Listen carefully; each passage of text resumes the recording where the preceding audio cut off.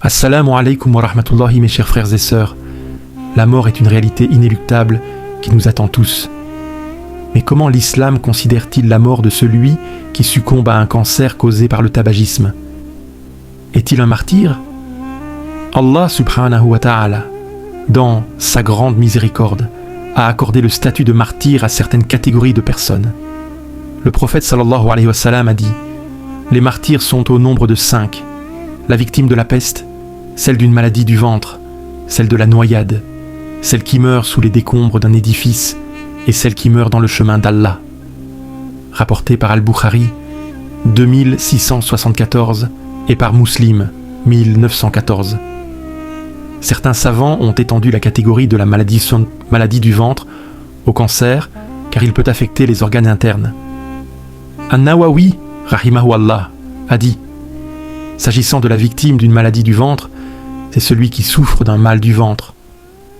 On dit encore que c'est celui qui meurt à cause d'une affection quelconque dans le ventre. Mais attention, il y a des conditions à respecter. Premièrement, le cancer doit bien affecter un organe à l'intérieur du ventre. Si le cancer touche un autre organe, comme la gorge par exemple, le statut de martyr ne s'applique pas. Deuxièmement, et c'est crucial, la cause du cancer ne doit pas être liée à une transgression d'Allah, comme la consommation de tabac, d'alcool ou de drogue. Imaginez une femme enceinte suite à une relation hors mariage. Si elle meurt en couche, elle ne sera pas considérée comme une martyre.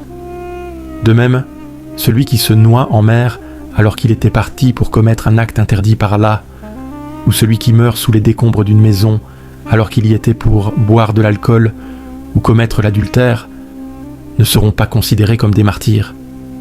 Pourquoi cette précision? Parce que le martyr est celui qui meurt dans un état de pureté et de soumission à Allah. Or, celui qui persiste dans le péché et meurt en le commettant ne peut prétendre à ce statut élevé. Alors, qu'en est-il du fumeur qui meurt d'un cancer? Avant de répondre à cette question, permettez-moi de vous rappeler un point essentiel. Même le combattant qui meurt à l'épée, s'il ne se battait pas pour la cause d'Allah, mais par orgueil, par vengeance ou par tribalisme, ne sera pas considéré comme un martyr. C'est avec le cœur lourd que je dois vous dire que celui qui meurt d'un cancer causé par le tabagisme, s'il ne s'est pas repenti sincèrement avant sa mort, ne peut être considéré comme un martyr. Pourquoi? Parce que le tabagisme est une forme de suicide lent. Allah subhanahu wa ta'ala nous a interdit de nous porter atteinte à nous-mêmes. Dans le Coran, il dit: « Et ne vous tuez pas vous-même.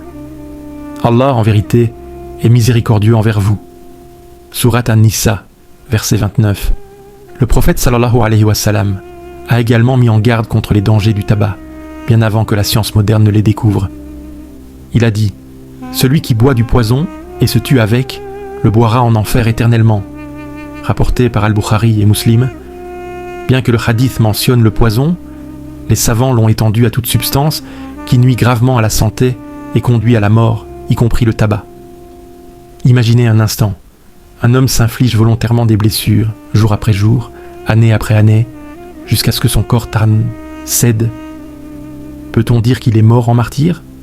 Non, bien sûr, il est mort des conséquences de ses propres actes. De même, le fumeur qui s'adonne à ce poison, malgré les avertissements d'Allah et de son messager, est responsable de sa propre destruction.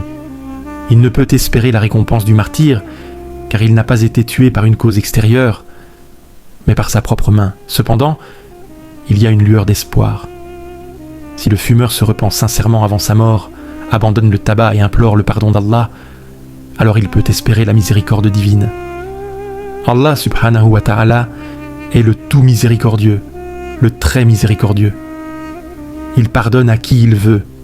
Mais attention, la repentance doit être sincère et accompagnée d'un réel effort pour abandonner le péché. En définitive, mes chers frères et sœurs, la mort par cancer causée par le tabagisme est une tragédie.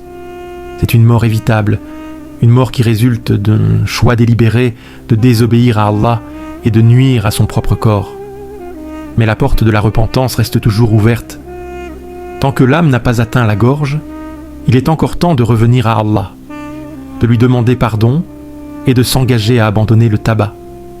Et même pour ceux qui ne fument pas, Cette question nous rappelle l'importance de préserver notre santé, ce précieux don d'Allah. Votre corps a un droit sur vous, a dit le prophète sallallahu alayhi wa sallam, rapporté par Al-Bukhari. Prenons soin de notre corps, évitons tout ce qui lui nuit et efforçons-nous de vivre une vie saine et pieuse afin de rencontrer Allah subhanahu wa ta'ala dans le meilleur état possible. Qu'Allah nous guide tous vers le droit chemin et nous accorde une fin heureuse. Amin.